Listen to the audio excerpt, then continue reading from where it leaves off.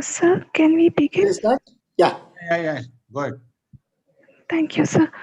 Good afternoon. I am Jasma Balasangameshwara from the Department of Computer Science and Technology, School of Engineering, Dayanand Sagar University.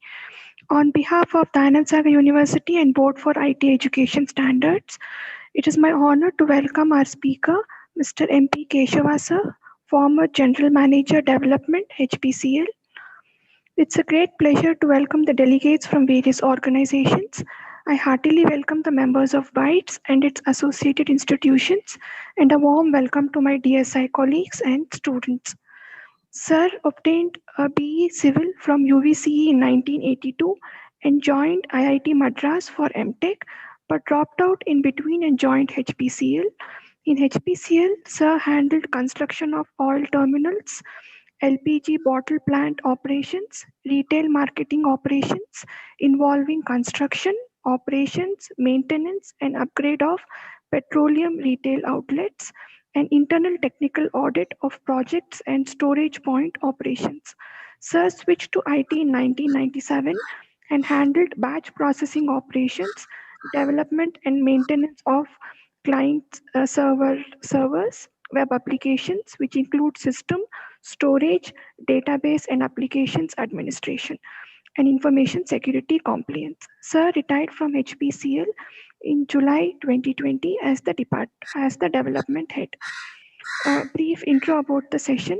Information security is continuously evolving with newer technologies and the challenges that they bring. Lots of news about hacking, data leak, etc., which adds to the mystery of how to secure information. An attempt is being made to lay emphasis on fundamental principles based on Sir's experience to help decide what security is best suited for which system. Sir, we are so glad that you accepted our invitation and gave us your precious time to teach us about information security.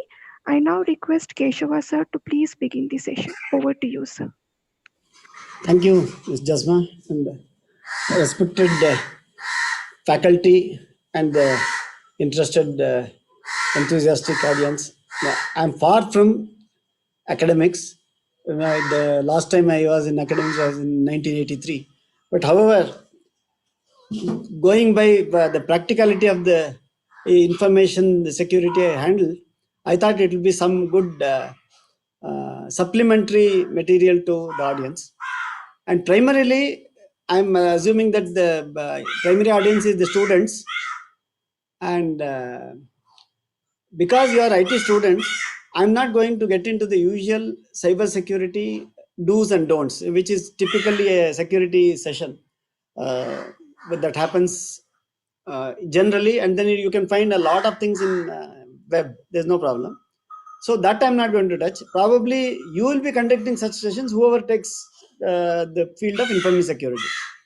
Now, my idea is to share my experience as a practitioner to the would-be practitioners, and also I'm hoping that with the change circumstances, even the other people like who are going to get into administration and development, they will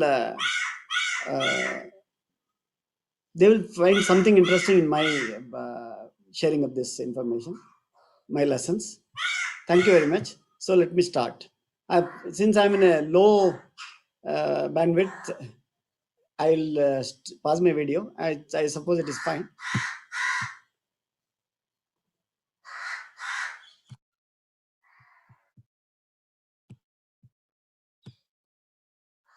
Now, when I entered my information security role, I did not know where to start. Now, there are so many things suddenly appearing which we had heard, but I really hadn't bothered to think deeply about it. So, first becoming familiar with the terminology itself, and then understand the concepts. And the technology also kept on evolving. When I joined, it was only client server computing. Like we are using developer 2000 and VB. Now it is totally on the other side. So a lot of changes there also. I was really overwhelmed, I would say. But then slowly I figured out the big picture and then try to understand the principles. And my advice to you also will be that don't get overwhelmed by too many things that's happening at a very rapid pace. We'll find our niche and time to learn and uh, get the grips of the situation. And like any other human beings, we are also likely to make mistakes, and some might be dear mistakes. But then hopefully, if you stick to fundamental principles, the chances of mistakes will be less. And even if the mistakes happen, there is a backup that we tried our level best, but still over and above it, this one, the circumstances are against us, that kind of thing. So when we try to reduce the do's and don'ts into principles, it's likely to become abstract.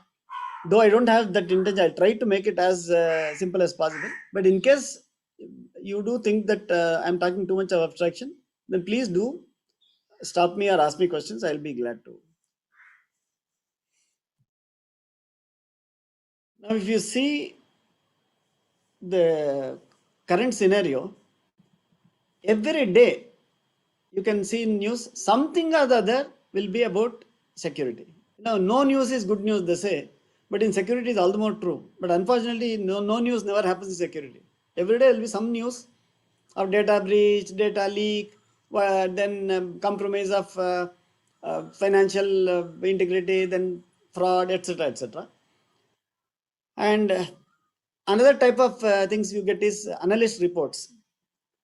Typically what happened you can it may have already come also, I have not kept tab.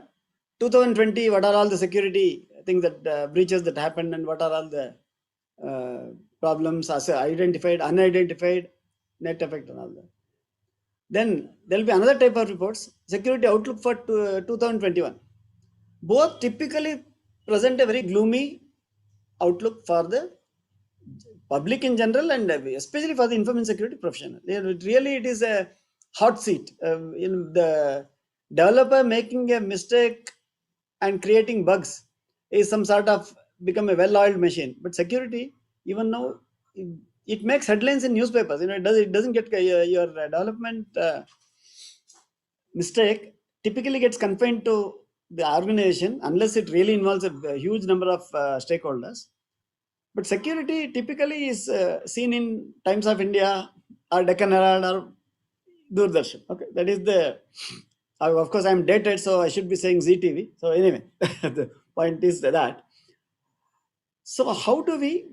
And one other thing, this breach earlier was always computer systems. Now things are slowly, anything that is programmable is breachable. So that is the thing that is happening. Even just a few days ago, Amazon Kindle is in news. People have managed to hack it, and you can own somebody's Amazon account by just knowing the electronic mail, and no need for the password. So that kind of thing has happened just recently. So when we see this, if you are planning to take information security, how do you become comfortable? So first and foremost, just relax. If this is the way it is, there is nothing, your problem is everybody's problem. It is not that you are the only one who is facing this problem. This is there for all the information security practitioners.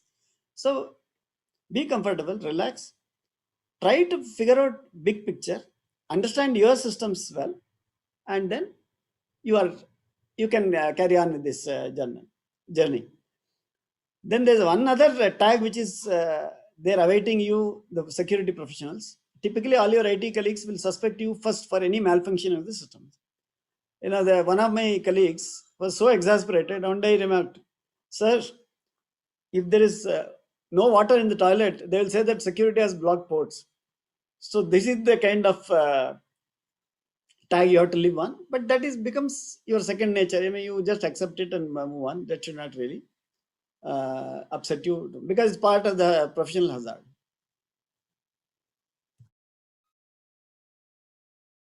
Now, if you get into the securities by the actual facts and do's and don'ts and things like that, it is overwhelming. It is so many things, the number of tips, guidelines, then CV advisories, then patches, then lessons from the past breaches. It is just not possible to keep abreast. even in your own very setup, suppose you are in a corporate world, it's very typical scenario. You'll have at least a few systems. You cannot have one system. Definitely there'll be few systems, and even you can't cover everything of all your components of the setup. Somebody has raised the hand. Is there a question? I cannot see. Go ahead, sir. We'll take the questions at the end. Okay. Yeah, Right. please go ahead. So the second, so what do we do? Instead of really getting lost in this innumerable guideline tips and avalanche of information, we try to figure out some common patterns, some fundamentals, and try to make peace with ourselves and our organization. Now, talking of common principles, one very simple example I want to give is, there is a rule in most of the organizations. I'm sure it will be 100%. The admins cannot do their personal work when they are in the data center network. No, this is one one don't. Actually, if you, there is the reason that evolved, I don't know how, but something happened when things got violated. One of the, I don't remember which organization, some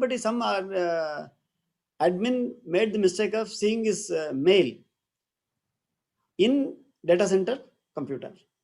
So there was an attractive offer of some second-hand car. He clicked the picture, and then malware got installed in that machine, and there was a severe problem of contamination of the data center, and they had to fix it in a hurry, because it's a core network. If it is compromised, it is a very big problem. So instead of saying that, my way of looking at things is, instead of looking at data center, you should not use personal email. Instead of going by that, I'm just going a little down. There is a fundamental principle of security which says the least amount of information should be exchanged for any kind of thing. In data center, whatever has to be done for data center, legitimately for the business is fine. Anything over and above that, avoid it. So that principle of least information is what is the cause of this don't. So this is one example.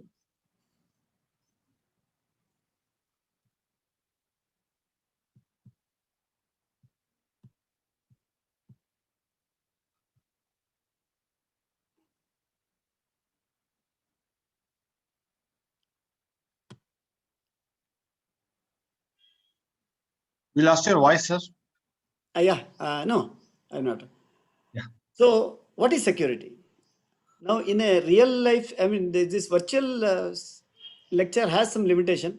So I don't know whether the cartoon really made you smile or not, because there is no way I can assess. So similarly, this question actually in an interactive session would have been very good.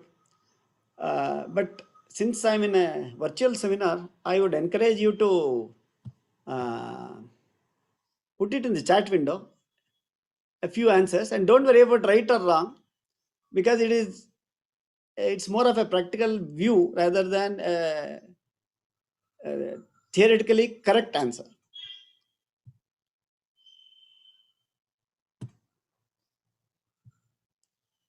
How do we see the chat window? I'll pause for a little while.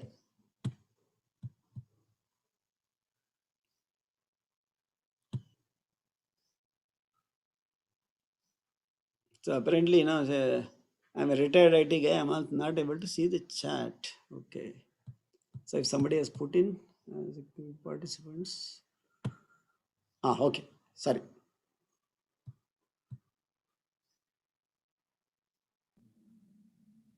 Okay. It is the act of securing assets, either personal or corporate. Okay.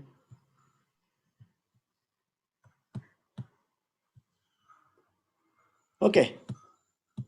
My view I am presenting. See, let me give an example. Now you are at work and your spouse is at his or her workplace, and children have gone to school, and your house is locked, but you have the comfort and confidence that house is protected by the layers of security at the gate.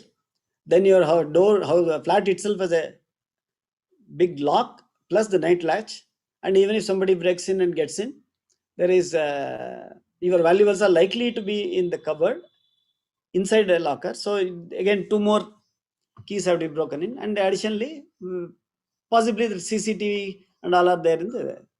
But with all this, can we say we are secure 100%? No. But for all practical purposes, you are secure, and you have the feeling of that comfort, sense of comfort and confidence that your assets are secure. One other thing I want to talk about is asset. I don't mean physical asset alone. No, physical asset is there, definitely. But information assets are much more important. One example I can think of is, let us say you lose your laptop.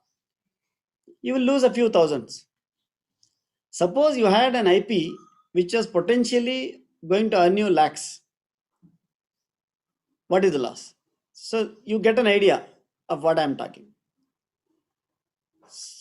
The one other thing I can example I can give. You are traveling, and to take care of any eventuality, you are carrying your card, you have some cash in the wallet. Then just in case your wallet is picked, you have kept some cash in 2 or 3 suitcases and all that. Are you secure 100%? For all practical purposes, yes, but not really, because with all this, it might happen in a very strange situation. You might be reduced to seeking help of strangers. So the point is, you have comfort and confidence this much and no further. So that is the point I'm trying to make. That is basically that is security.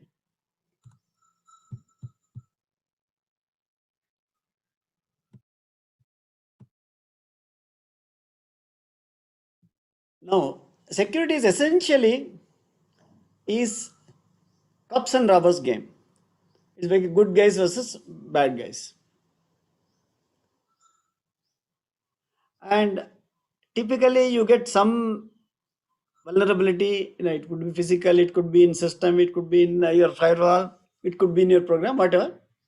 Then somebody discovers that bug or vulnerability, then fixes are released, and after some time somebody else discovers something more. Then the thing goes on. And in fact, there is a saying that any program can be reduced by at least one line, and any program has got at least one bug. So if you repeatedly do your this logic, ultimately what you get is only a bug. So it is this tendency of making a mistake that is the inherent human tendency that the bad guys try to exploit. And when it comes to good guys versus bad guys, typically the balance is in favor of bad guys. That's because they have to be right only once, whereas you have to be right always. So that is the inherent. So do we give up and say that this is a hopeless game? That is not the way. We need not do that, because in the real life also cops never give up. And second thing, because of this inherent advantage to bad guys, even good guys have realized that cooperation and technology can multiply synergy even between them. So you'll very strangely you will find that competitors are actually collaborating in making things more secure. So with this much of background, let me get into the principles what I figured out. I mean, I did not know what exactly is the terminology to be used. These are not fundamental principles as taught in a course. This is something which lessons I learned, and in generalizing, I would put it that way, maybe. The most important thing is the threat modeling. When you want to protect any asset, basically you should know you are protecting it from what, from whom, and why you want to protect it, and what are the possible accidents, and who will be interested in attacking you, and things like that. But additional complication here is, life is evolving, technology is evolving, the way things are happening is evolving. So the entropy, total entropy is increasing like anything. And to give an example, I'm a corporate. I mean, rather, I was in a corporate setup, and there is no interface of individual doing any kind of financial transaction with my corporate side. So, can I assume that hackers are unlikely to target me? No. There was a report about a couple of years ago that ITC chairman's data was being collected by Chinese hackers, and that was revealed by FBI. Now suddenly I started, why Chinese should be interested in collecting information about Indian corporates? So possibly a cyber war, we don't know. It could be, Chinese are always very tight-lipped about even their physical actions. So why there is a conflict between India and China today at border itself? There are many theories. Nobody has ever come out and properly said this is the reason.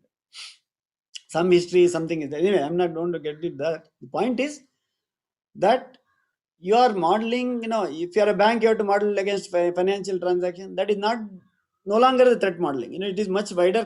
This one, you can be a part of cyber war if it happens. So simply information can be collected. This is one thing. Second thing, more down to earth, is if your setup is not secure enough, your site can be comfortably used for phishing. One example, let us say somebody tries to hack into your site, and he is able to publish a page out of your site. So then he's going to copy the URL and send an email to some number of people. Your ICICI bank account has been locked. So kindly you enter username and password so that your account continues to operate. This kind of thing. So when they click, what they see is your site, one page, which is copied from ICICI bank's page. Now HTML, very well that anything can be copied.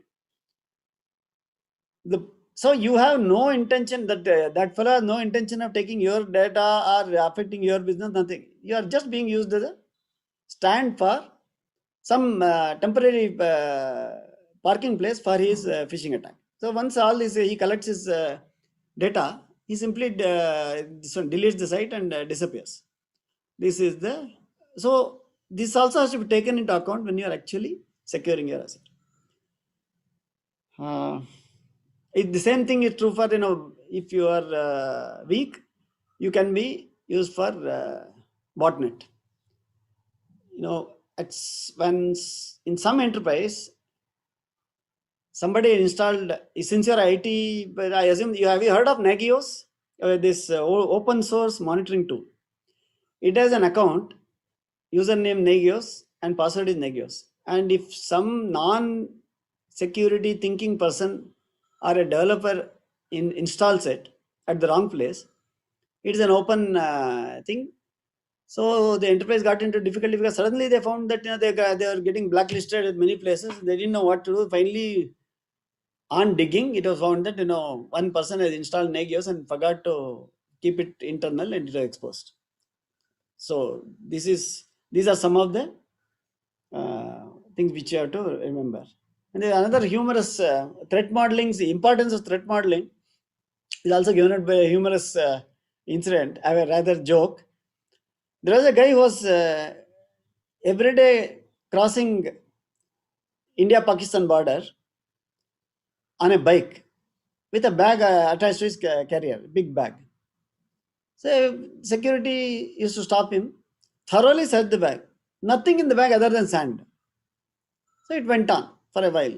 And at some point of time, the security really gave up. He said, I won't let you. There is some issue here.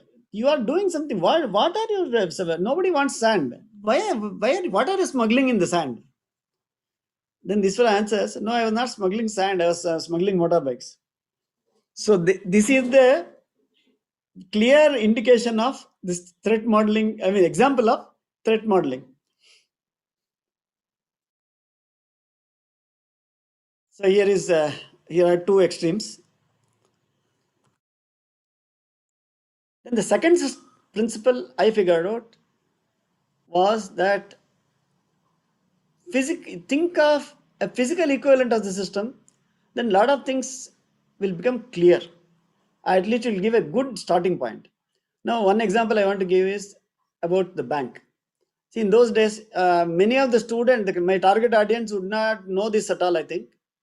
At least the faculty and all will certainly know. There was a time that the entire bank was being maintained in books, physical paper books.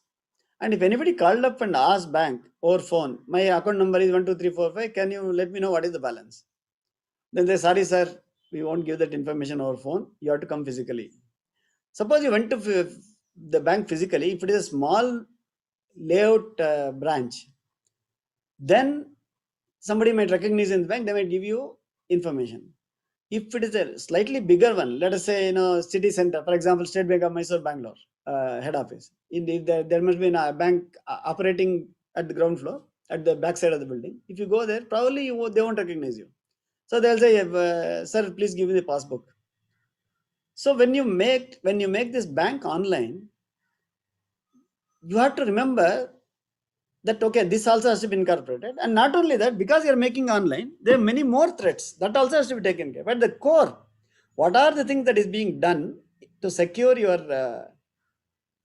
physical thing, at least that should be there in the online also. And online should provide even more security than what is there in the physical. That is one principle.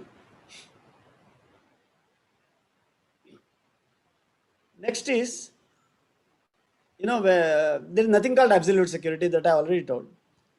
But you can keep on increasing layers of deterrence for anybody who wants to compromise the security. Now, let us take the example of, I'm taking more of a practical example because you should be able to relate it. Whatever theory is there and whatever principles are there, cryptography, how the firewall works, what are the internet protocols, all those things I'm sure will be taught in the class. So I'm not really touching it. I'm going by physical thing because I want you to get the grip and idea of the correlation between what you study and what actually happens in there. So let's talk about bank lockers. Suppose you want to keep some gold in bank locker. Bank lockers are very secure, right? So if you think of the security there, first there's a major lock at the entrance of the bank. Then security is there. Then possibly an alarm connected to the nearest police station is there. Then CCTV will be there. So you somehow bypass all this and get in. Then the lockers are held in a strong room, which has a very formidable lock. Even if you compromise that, your own locker has got it can open with only two keys, one key of the bank and then one of yours. And then the breaking of that lock requires a lot of skill. So this is a typical case of layers security in a physical world. Similarly, for the information security in an enterprise, typically we have firewall, IPS, then host-based security, then network equipment is secured, then PCs are secured. In addition, you have role-based access control, multiple authorizations are very important transactions. Maker, checker, approver, maybe sometimes two approvers, authorizing a financial transaction, etc., etc. Then all these things are audited, in the sense everything is recorded in an audit log, and multiple copies are made and tamper-proof, and they are stored at different places. Then many of the activities are even recorded, screen by screen they are recorded. In some cases like Visa data center, even the videos are recorded and kept. If a person gets into data center for doing something like changing a tape backup, that activity is recorded in the video, and the record of the data center should match with the video. So that kind of thing. And there is also concept of secure development. Now, when all these things are there, are the attacks impossible? No, definitely attacks will be possible in spite of all that, but very, very difficult. Each layer produces a more greater level of difficulty. And typically attack happens in compromising the internal guys. So an organization is more vulnerable to attack from internal guys or ex-internal guys rather than totally strangers from outside. Even if the outsider comes, they will try to compromise the internal guy's face. So the few layers are taken care of just like that, and he has to spend time only for a few layers of the total. This is the kind of so that is a fact you have to remember. Then again, when the system has to run on trust, there needs to be a lot of arrangements to be made in a practical situation. Well, let's take the example of a bank account. Now it gives mobile and net banking. So you enter the username, password, you look at the lock sign on the bank website. You are happy that okay, it is a secure one. So you enter your username, password, and then the bank shows you your account details, and you can do transaction, add money, debit money, whatever, and then you get out. Now, if you really sit back and see, actually the system is being run by a set of people who have been trusted, whom you are that bank trusts those people, and you trust the bank, and at the end of the day, at least in principle, a few people should be able to see all your account details. Now it is a bit scary, but if you really coming back to the physical equivalence, even in physical paper based ledgers, if somebody opened your ledger folio, you should be able to see all your account details. Now, but only the online problem is somebody other, if there is a compromise, somebody other than those people who are authorized to see also can see. That is the issue. So it is a much bigger challenge. But at the end of the day, we need to trust a few people. So what is the solution? Now, should we go back to physical books? That way it is much less insecurity than the risk than the online. Actually, there is a famous saying, the fact that motor cars have more problems than bullock carts is no reason for going back to bullock carts. So we have to manage and live with this and enjoy the benefits of the computerization. Now, some of the things which are thought about is one person should not be able to do any fraudulent transaction end to end. It's not possible at all. Second thing is that any sensitive thing should be in multiple layers, like maker, checker, approval, then audit, then recording, all those things. So, and most important, a plan B, in case something happens, how do you protect the account holders' money? Maybe insurance, maybe some fund, things like that. I really will not know because I didn't work in bank. I'm sure there will be something. Insurance I've heard of, but fund I'm not sure. And how much they should be able to do it. Then this is the one which I was talking of. Fundamental core of security is you should give that much information which is required for all the stakeholders to do their jobs. Nothing more, nothing less. Nothing less is more important because the job cannot be done. And this fundamental principle is the basis of many do's and don'ts. And it is the root of a lot of conflicts within IT as well as IT and outside. So one example I think of is, at some point of time, we are trying to install Xamarin. Now, Xamarin installation, security simply said there's a rule. So if you have to install Xamarin, it has to be only through proxy. I suppose all of you know what is HTTP proxy. It converts the internal outside request to internal request and things like that. But unfortunately, there was a problem there. Something was getting broken. Maybe the Xamarin installation was using something other than HTTP. Exact I think I wouldn't know, and really we didn't go to bother much about it. But the blame game went on for some time. Then somebody sensible woke up and said, yeah, this is not going to work out. So let's keep a sandbox, let it get installed. The sandbox is directly connected to Microsoft, and then we can put some limitations of not allowing anything other than Microsoft, and then we did the job. So the lesson from this is, when we make a rule, we are not forcing all the possibilities. So we should be willing to change the rule based on some principles and understanding and discussion with others. And the second thing is that security should have something more than security. They are there to ensure secure operations of the enterprise.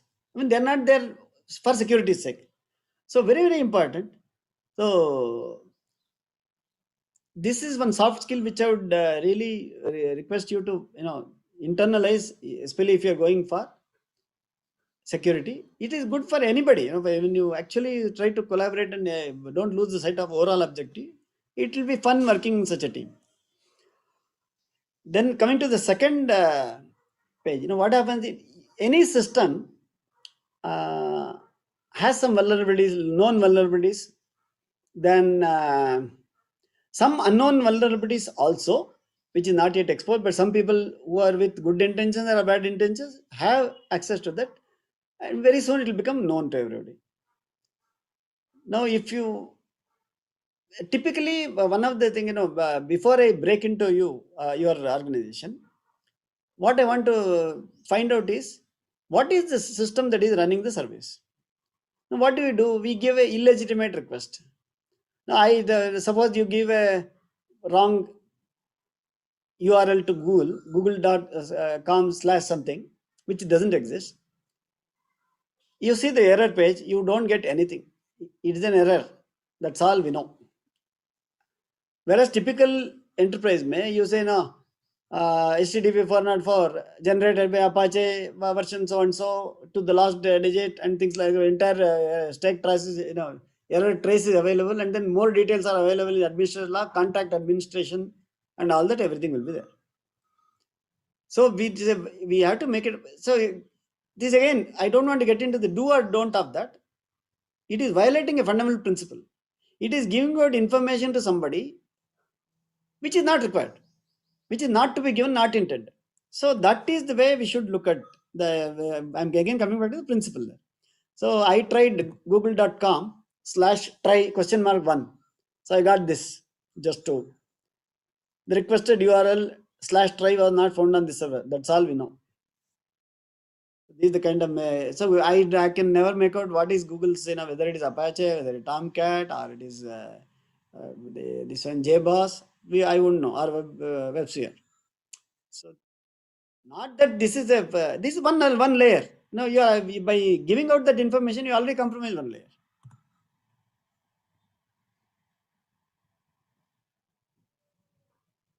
So much for the giving out information part.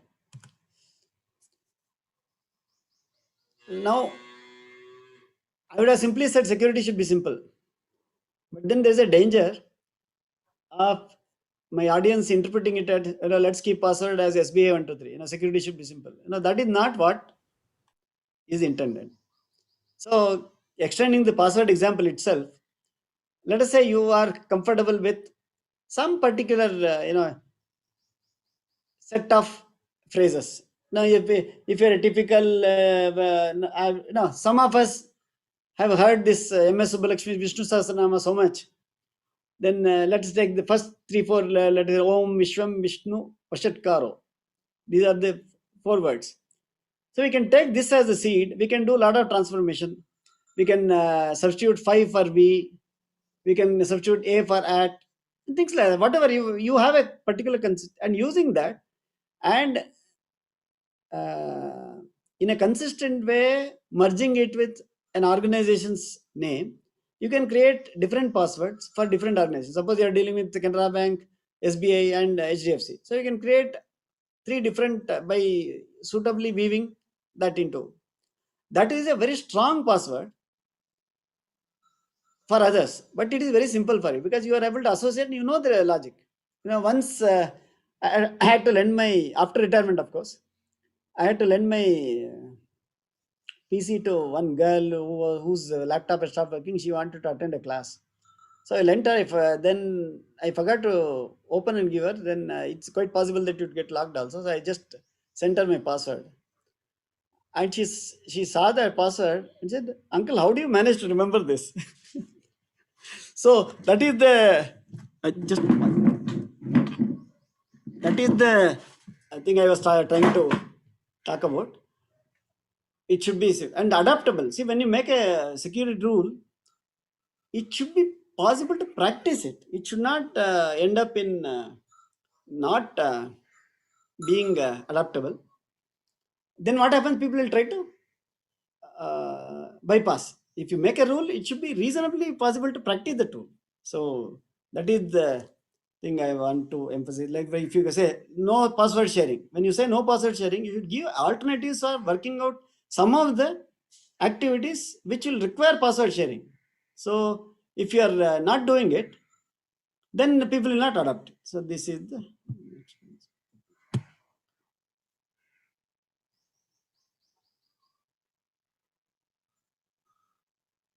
let the cartoons speak for themselves.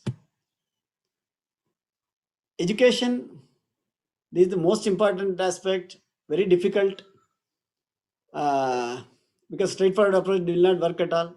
So you keep on trying and don't give up. You have to use all your creative juices. You have to improve with better examples and things like that. But it is never a finished game, because it is like road safety. Like the cops keep on doing road safety week every year, and then they keep on giving messages everywhere. They try to explain so many things. Recently, I saw a video explaining why seat belt should be worn, so that people who are wearing seat belt because they have to pay fine know exactly why they are wearing. So, but it is definitely a thing which is we have to become comfortable. You keep doing it again and again, but it will have to evolve over a period of time. Then there is security. Typically, is the never given a credit for correct functioning of the department, for functioning of the organization. So it is mostly people joke, in spite of security, we are secure. So that is what is the in order to justify that, yes, a lot of effort is being put, a lot of complaints checklists are prepared. This should be there. Is password policy in there, and how many times the audits logs have been reviewed and things like that. But when you keep on ticking mechanically, it becomes some sort of complacent activity. So we need to keep it alive by doing some random checking, and then doing some sandbox experiment without some drill sort of thing. We have to devise, and depending on the situation, we have to devise so that the compliance doesn't become complacence. This is another. With all your education, still the human beings are the weakest link, and they can do really great harm if not educated properly. And we need to do a lot of thinking of what can go wrong when people don't follow.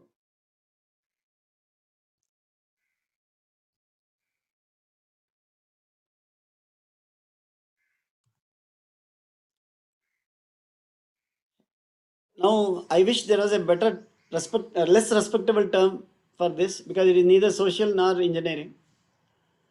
When my tenure as security chief came, my daughter asked me, "Papa, do you hack into computers?" So I told, "Beta, we have hack into people, not computers. People who are operating the computers." So that is in essence, social engineering.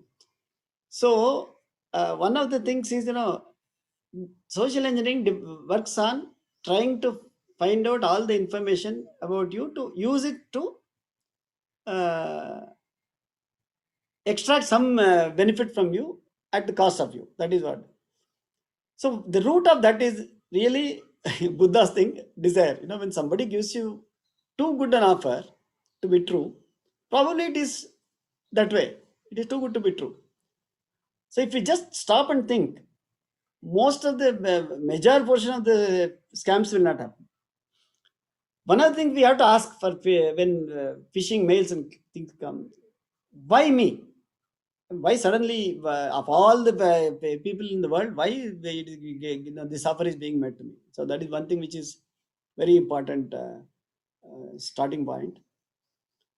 Then again, if you go scam by scam, there will be too many do's and don'ts. Let's take the latest example, UPI scam. I mean, even the techies have lost money. Bangalore techies themselves have lost money. That was reported in Times of India a few months ago. See, you try to put up some item for sale in, say, OLX Quicker or something, and somebody calls you up and says, I am interested. I am ready to pay this much. So you are happy. Okay, very soon you got the customer. Then you give your UPI ID. That fellow sends you a scan code. In order to transfer money, I will do a test payment of 1 rupee. You please scan this code. And you scan the code, and then UPI asks you for PIN. So you mechanically put the PIN, and you find that money is debited from your account instead of money coming into your account. Now, what these newspapers leave out, they're very damaging for the people who design the application, is that the person, there was a message saying that you want to make payment of so and so to such and such UPI ID, then you go ahead and put the PIN. Then only it happens. It can never happen that you scan a code and the money is debited. But the way papers report is that only. Especially when some techies are there, people think that they cannot make the mistake. They are also human beings. All of us know that we are all techies, and we also make mistakes. So we have to at least, the principle is not, don't scan UPI is not the lesson we have to learn. When we are using some app, some system, we should at least know some broad building blocks, whether we are paying or whether we are receiving. That much we should know. That is the point I am trying to. And the fraudsters always had a way. I mean, it's not that it's happening in the information era. Even earlier they had ways, but the reach was very limited. Today you can send 1 million mails, phishing mails. Even if 1% of 0.1% respond to them, it is 1,000 people. So that is the motivation for the fraudsters to keep working. But it can try any other means. Typically you might be getting SMSs. Hi, I am Dash. Typically a female name. Preeti, Asha, whatever. Please contact me on such and such number for friendship and engagement, whatever. So now the question we have to ask is, assuming that I am not a Buddha and not a desire, first of all, why this Preeti should be of all the person interested in MP Keshava? And first of all, is it really Preeti or somebody posing as Preeti? This second question, these kind of sensible questions will stop lot of compromises due to social engineering. In fact, I had very interesting experience.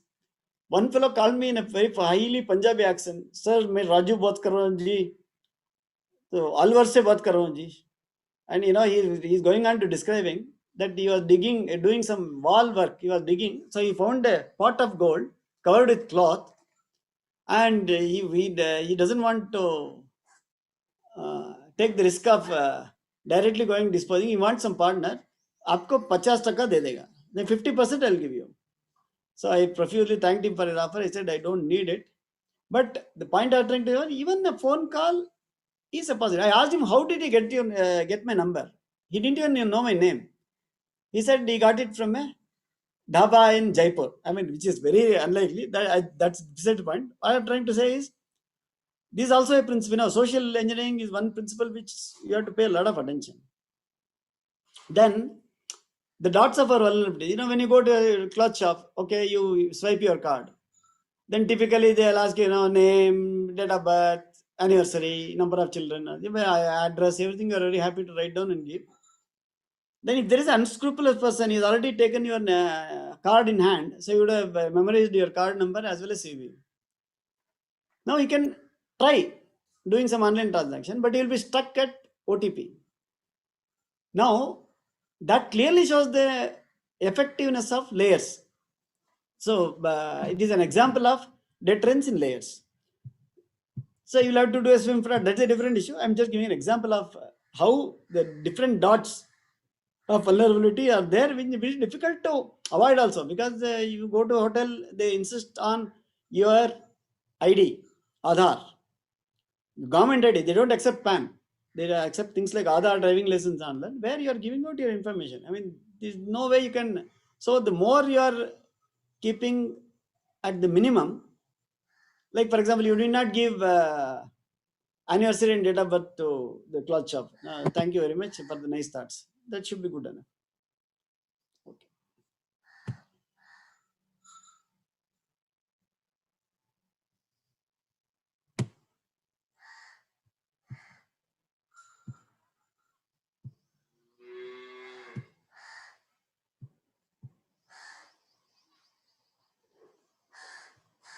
Okay, I'm not able to get. Okay, let me just let me see whether chat will, no.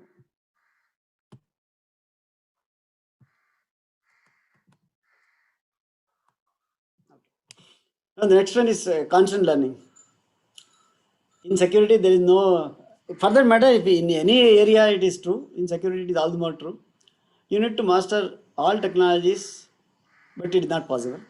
Not even major technology you'll be able to master. So you can, what you do typically is to do a very essential thing where you can ask sensible questions and figure out whether the answer is a real one or a hoax one. Now, one of my mentors in my organization who retired as ED he was giving me a very good advice. For any subject, read the dummies book if it is available. Typically, they will go out of the way to simplify things and explain. So that will give you a lot of insight of how things happen. So you do in your own setup, you first try to understand the broad picture and what are all the systems. Try to do one in most of the things that is there, and then try to apply the principles. Now, when I say understand, it's the full technology, not at the detailed level of software, but more at the process level. Suppose you implement React, let us say React framework. Now, what happens is, somebody copies a code on Google and pastes it into your software. Now, what should be our reaction there? These are the kind of things which you actually, what is the method of checking that this code is secure and it doesn't violate IP, things like that. So these are things which should be really concentrate and understand overall how systems interact and things like which you will definitely do if you continue to work in a environment. Slowly, the thing will go beyond your normal. The securities thing is that they have to go beyond their very small specialized zone. There is nothing called specialized zone in security, because security is for the entire organization.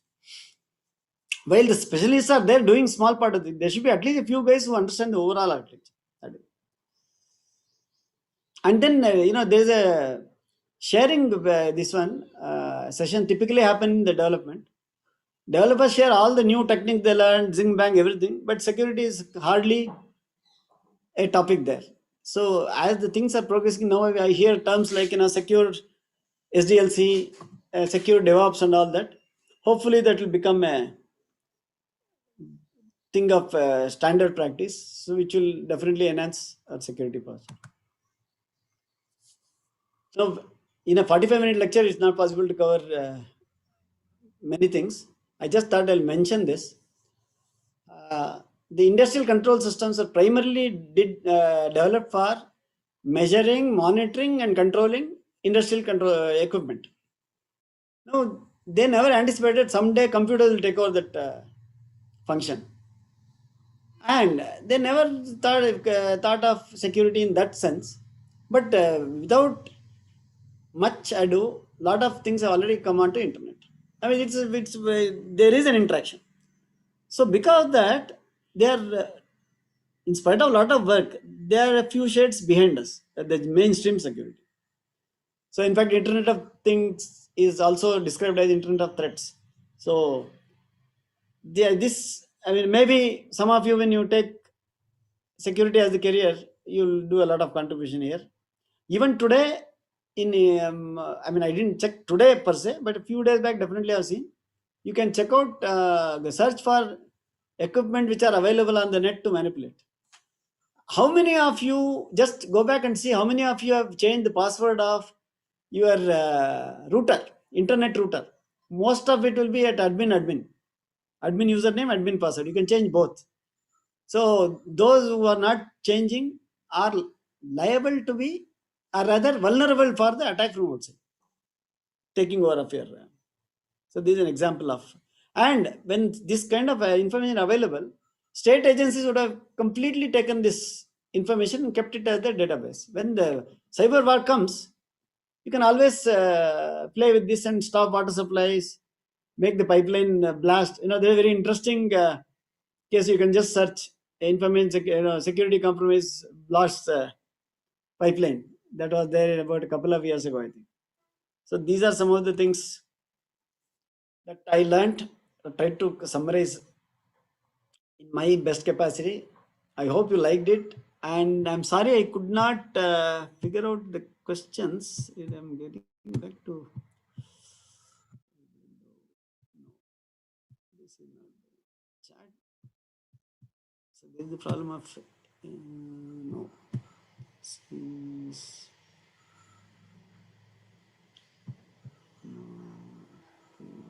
participants.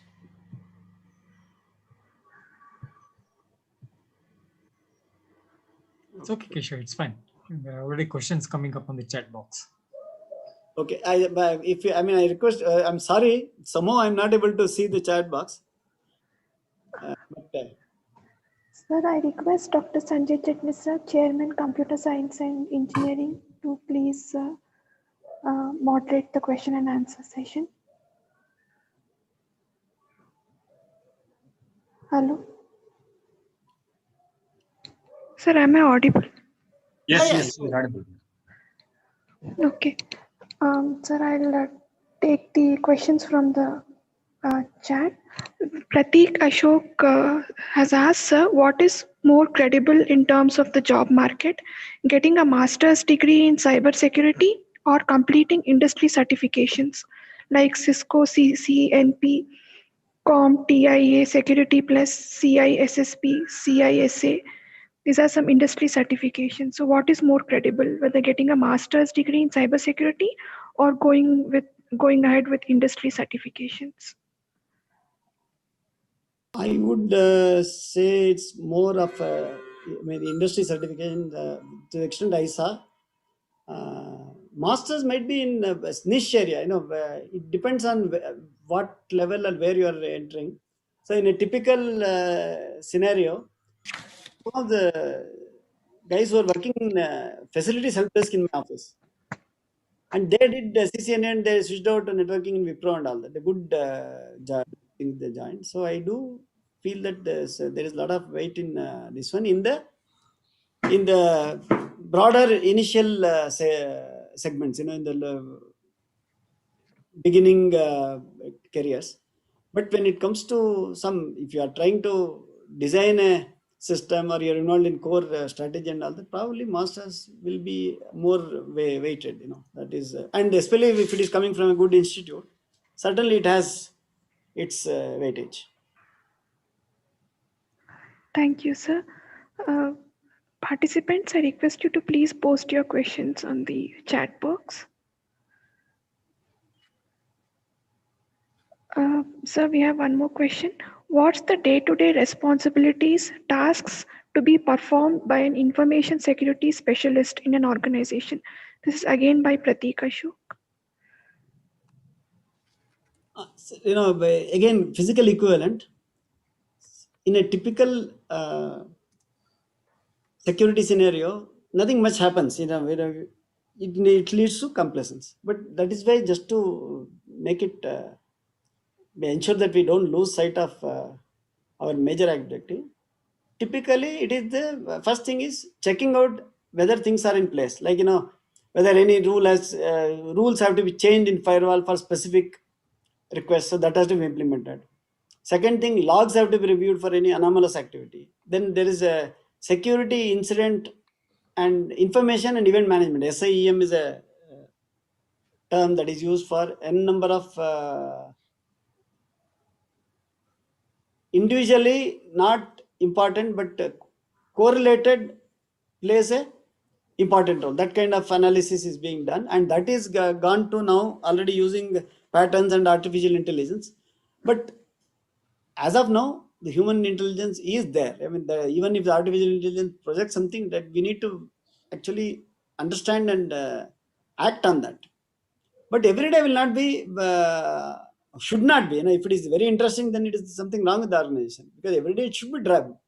The typical thing is, you know, when you look up any log, invariably we see people trying to attack us with various username and passwords.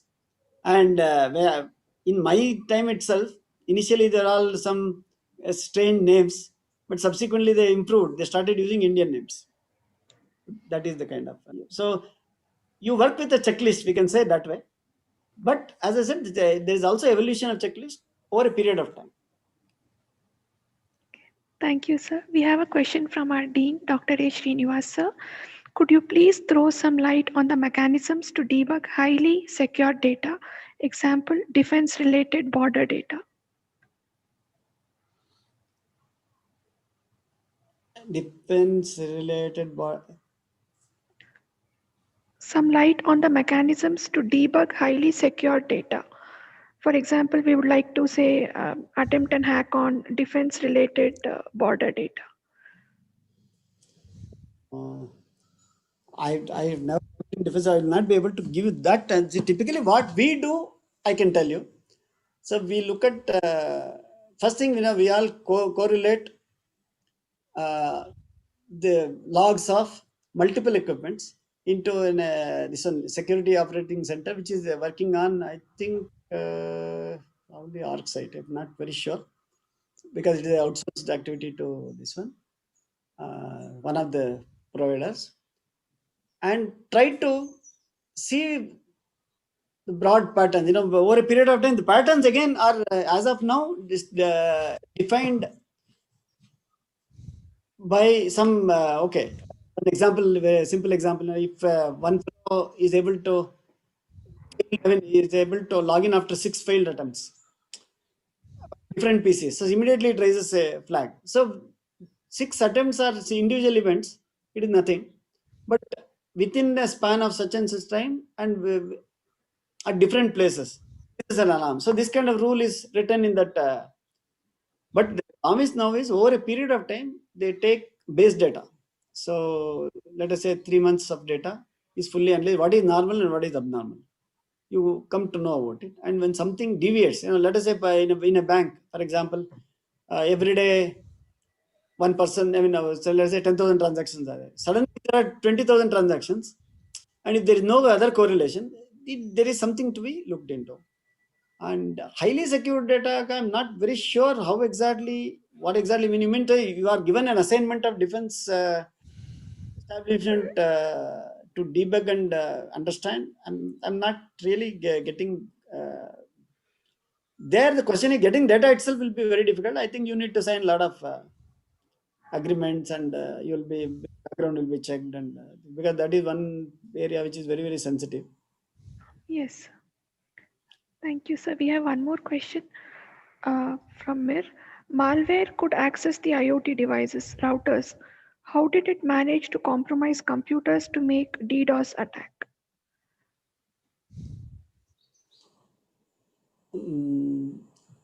So DDoS essentially is overwhelming a server with so many requests. The server stops functioning. You know, it's not able to handle anymore. So that is the same principle applied here also. But again, IoT, you know, I only mentioned in passing. I didn't get opportunity to really work in IoT. But if you come, if it can be, you know, IoT is at the end of the day, you know, it is sending the simple data to the edge system, which is then it is processed. I have to imagine, because I was totally in a commercial system. I only read about. That's why I said in passing.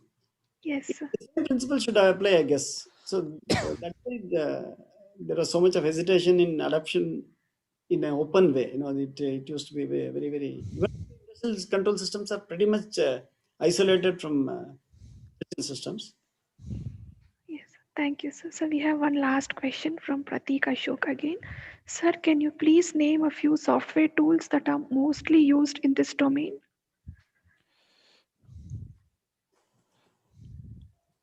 See, open source is the best. This one, there are many tools. Starting from simple Nmap scanner, then this Ethereal, that is Wireshark, which is the sniffer, packet sniffer, then vulnerability scanner like an SS. Then there is the suits like made of Kali Linux, for example, recently, and one more thing which we had this Zing.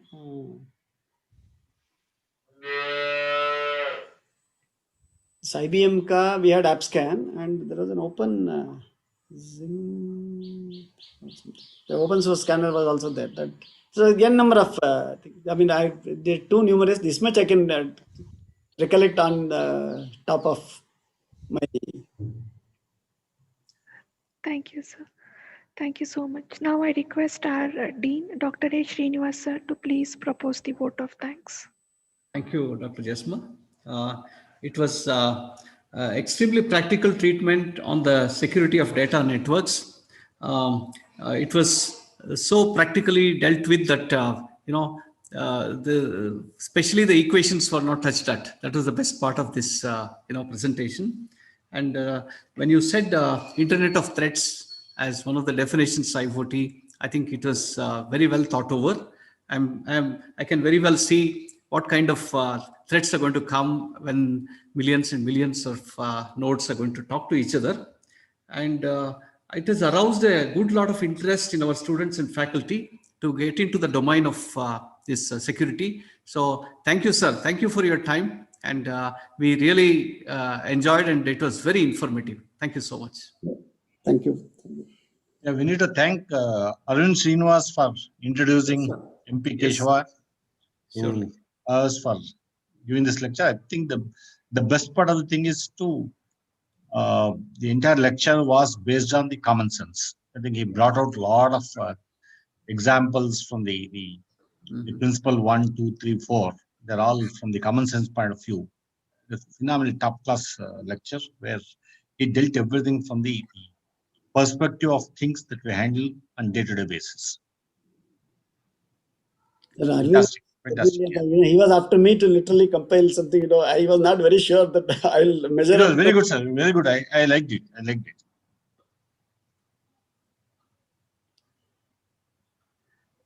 So thank you, sir. We hope to have you again for a few other lectures. Thank you so much. Thanks. Arvind sir, thank you. Yeah, thank you, sir. And thank you, Keshava. Thank you again for help. Okay.